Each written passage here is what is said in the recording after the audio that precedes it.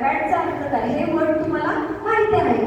तर गुड म्हणजे चांगलं. चांगलं काय आहे, चांगलं काय काय असतं हे थोडक्यात सांगते तुम्हाला. गुड म्हणजे चांगलं. चांगलं असं आहे की आपल्या शाळेमध्ये आपल्याला चांगली मार्क मिळाली, आपण प्रथम क्रमांकामध्ये पास झालो, द्वितीयमध्ये झालो, तर आपल्याला शाबासकी मिळते. शाबासकी काय दिली जाते तुम्हाला, तर पाठीवरती हात फिरवतात, शाबासकी देतात, हातामध्ये हात घेतात, सेकंड देतात. जेव्हा तुम्हाला असा हातामध्ये हात दिला जातो, पाठीवरून हात फिरवला जातो शिक्षकांनी, तेव्हा तुम्हाला वेदना होतात का? नाही. छान वाटतं की नाही? आवडतं ना तुम्हाला? बघा, मग हा जो आहे तो कोणता टच आहे? Good touch. यामध्ये मग आपल्याला डोक्यावरून हात फिरवणे, जवळ मायेनं घेणं किंवा गालाची पप्पी घेणं हे कोण करतं? आपले पालक करतात. आपण घरी गेल्यानंतर जे 5वी ते 7वीचे विद्यार्थी आहेत त्यांना कसं होतं, लहान मुलं असतात यांचे लाड केले जातात, यांना डोक्यावरून हात फिरवणं, गालाची पप्पी घेणं, आपल्या आजी आजोबा, मोठा भाऊ बहीण आत्या, आपले रिलेटिव्ह आपल्याला जवळ घेत असतात. चांगले मार्क पडले, शाळेमध्ये एखादी चांगली घटना घडली, तुम्ही घरी सांगत गेला की आज मी क्रीडेमध्ये पहिला आलो किंवा मी हस्ताक्षर चांगलं काढलं त्यामुळे शिक्षकांनी मला प्रथम क्रमांक दिलेला आहे, कौतुक केलं जातं. म्हणजे हे सगळं चांगलं आहे आणि हे घरातल्यांना तुम्ही सांगता तेव्हा आपलं प्रेम त्यांचं व्यक्त करण्याची जी पद्धत आहे ती गुड टच मध्ये मोडते. लक्षात येते का तुमच्या? हा गुड टच काय आहे, तर पाठीवरून हात फिरवणं, जवळ घेणं, मिठी मारणं, आपल्याच कुटुंबातील आपले पालक, आपले शिक्षक हे प्रेम व्यक्त करण्याची पद्धत आहे. आता आपण बघायचंय बॅड टच. बॅड टच कुठं होतो, काय होतो, कसं होतो आणि झाल्यानंतर आपण काय करायचंय. बॅड टच हा आपल्या प्रायव्हेट पार्टला होतो. कोणत्या? प्रायव्हेट पार्टला. आता ते पार्ट काय आहे हे मी सांगणार आहे. हे सांगितल्यानंतर कुणीही हसू नका आणि जरी हसला तरी शांतता ठेवा. लक्षात येते का तुमच्या? हे प्रायव्हेट पार्ट ऐकल्यानंतर काही ठिकाणी हसणं किंवा गोंधळ करणं, दंगा करणं हे प्रकार करत असता तुम्ही. तर आम्ही तुम्हाला माहिती देत असताना गुड टच सांगितलेलं आहे, त्याचबरोबर बॅड टच हे सांगायचं आहे. महत्त्वाचं इथं आम्हाला बॅड टच तुम्हाला कळलं पाहिजे काय आहे. आणि आज आपल्या समाजामध्ये आपण बघतोय लहान मुलांवरती अन्याय अत्याचार होत आहे, लहान मुलांचं शोषण होतंय. एखादा दादा, एखादा काका आपल्या त्या मुलाला छेडताय, मुलीला छेडताय, हे आपल्याला माहिती पाहिजे. हे बॅड टच काय आहे हा माहिती पाहिजे. यासाठी आम्ही तुम्हाला माहिती देण्यासाठी आज इथं आलेलो आहोत. बघा, प्रायव्हेट पार्ट काय आहेत आपले. सर्वप्रथम ओठ आहे. काय आहे? ओठ आहे. छातीचं ठिकाण आहे आणि शिंचे आणि सूची जागा. हे आहेत 4 प्रायव्हेट पार्ट.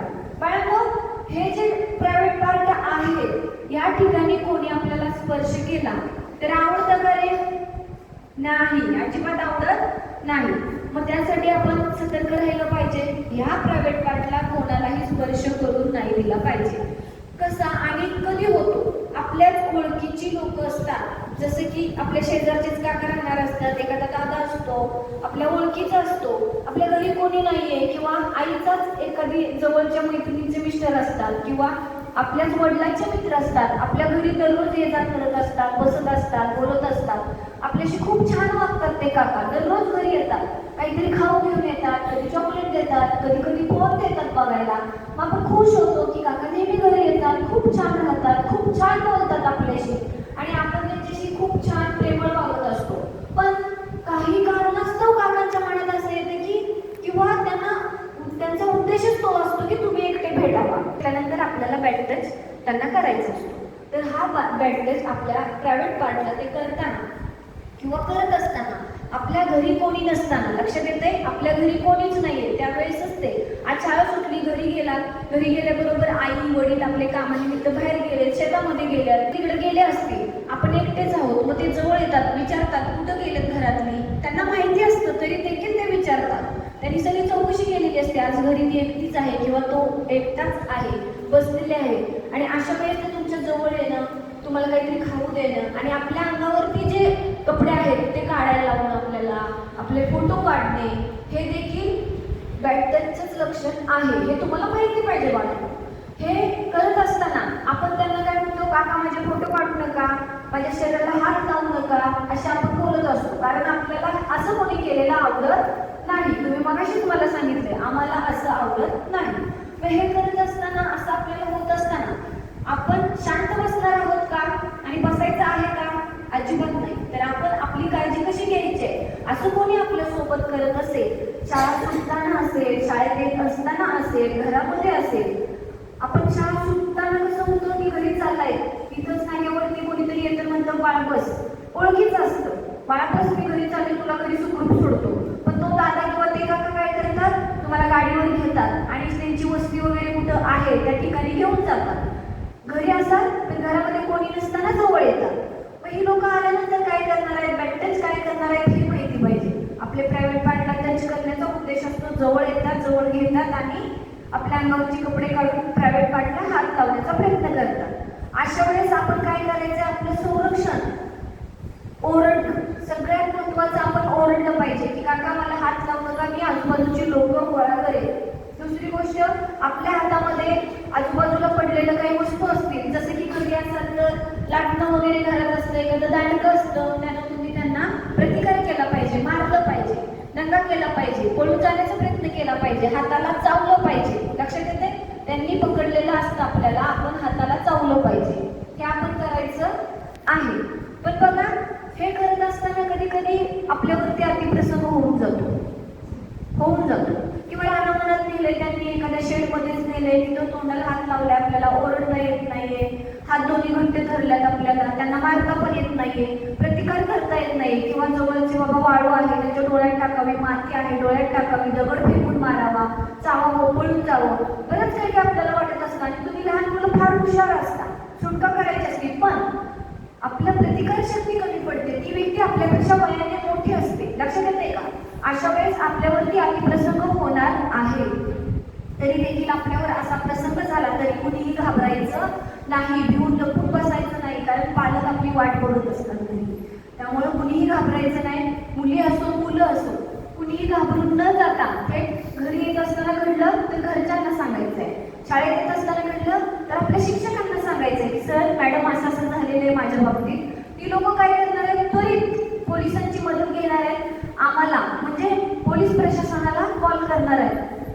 लहान मुलांसाठी हेल्पलाईन नंबर आहे 1098 बघा, एकदा माझ्या पाठीमागून तुम्ही बोलायचं आहे, 1098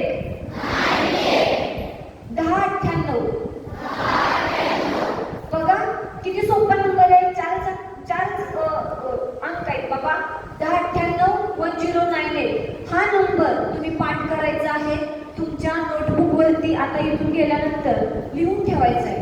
येणारा भविष्यकाळ कसा आहे कुणालाही माहिती नाही, आम्हालाही नाही, तुम्हालाही नाही, कसं असेल आपल्याला माहिती नाहीये, कधी कोणत्या प्रसंग आपल्यावरती हे सांगता येत नाही.